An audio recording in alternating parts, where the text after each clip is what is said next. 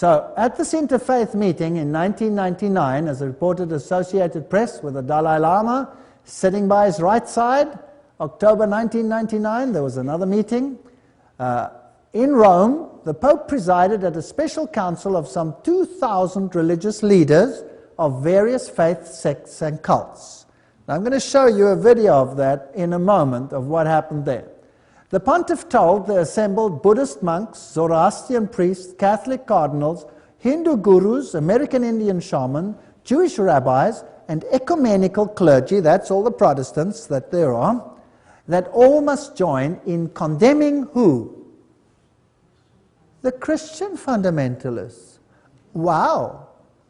I thought the problems were elsewhere. But he obviously has an inside track, so he knows who the real problem people are. It's the Christian fundamentalists. Why? Because they commit the ultimate crime of telling people about who? Jesus. Don't you think there's a total onslaught on Jesus Christ? I believe there is. Christian fundamentalists who abuse speech and whose efforts at converting others incite hatred and violence. Didn't Miss Kung say the same thing, yes or no?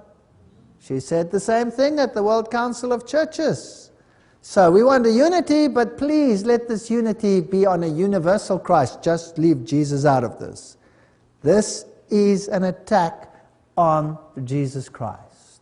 All present were in accord on two key points. Number one, Pope John Paul II was endorsed by consensus as the planet's chief spiritual guide and overseer. That's interesting. And number two, religious fundamentalists who refuse to go along with the global ecumenical movement, that would include me, for example, are to be silenced. So who knows how many times you can still hear this message. They must be denounced as dangerous extremists full of hate. That's why we have hate laws. You're not supposed to preach this message. You're not supposed to preach that Jesus Christ is Lord. Then you are a dangerous extremist full of hate. Well, I figured I better preach it before we can no longer preach it. And that's why I'm here, to tell you about these things. The onslaught is not against me, the onslaught is against the Lord. And he predicted that this was going to happen. Well, let's have a look at this Masonic meeting. You will see 3 candles in this meeting.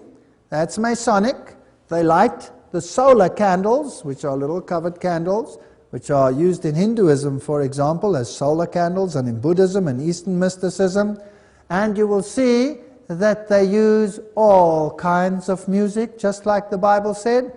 In fact, the main rock band of Italy gave the background music at the ceremony on the one stage, with the Papacy on the other stage, and every religious leader of note in the world was there, of every religion, to bow down and give homage to the Pope. Interesting. Let's watch it. Habla conmigo y dice cual sola su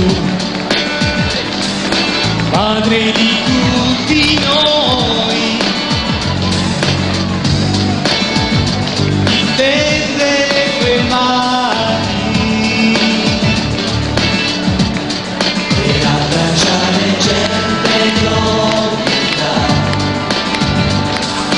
di tutte le tribù, dei popoli di ogni civiltà.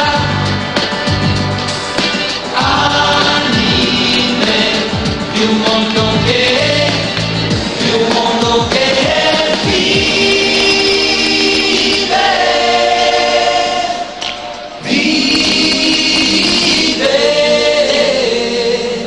Dio che sta vicino ad ogni uomo.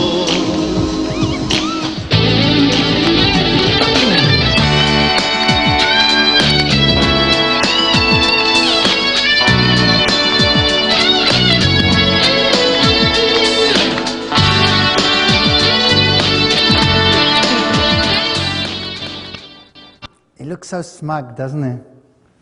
Well, here they all are. Islam, Hinduism, Buddhism, Shintoism, Sokagaya, all of them.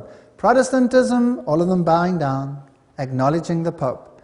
Now, didn't the Bible say that the whole world would wander after him? Yes or no? And that she would not suffer loss of children? Didn't the Bible say that? Judaism was there. All the religions were there. Now, this means that we are very, very close to the close of time.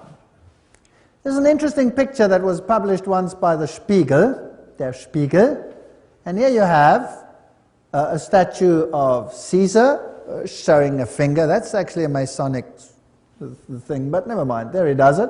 Then they have Mussolini on the other side, and giving the finger. And then they have Rome here, der Papst, die Kirche, die Sünde, the Pope, the Church, and the sin. And they have the Pope over there in full sun worship regalia. And then they have the prostitute. It's almost like they know something, right? This prostitute, the Bible says, is the woman that rides the beast, the great prostitute that is over the nations, and all the kings of the world give their power unto the beast.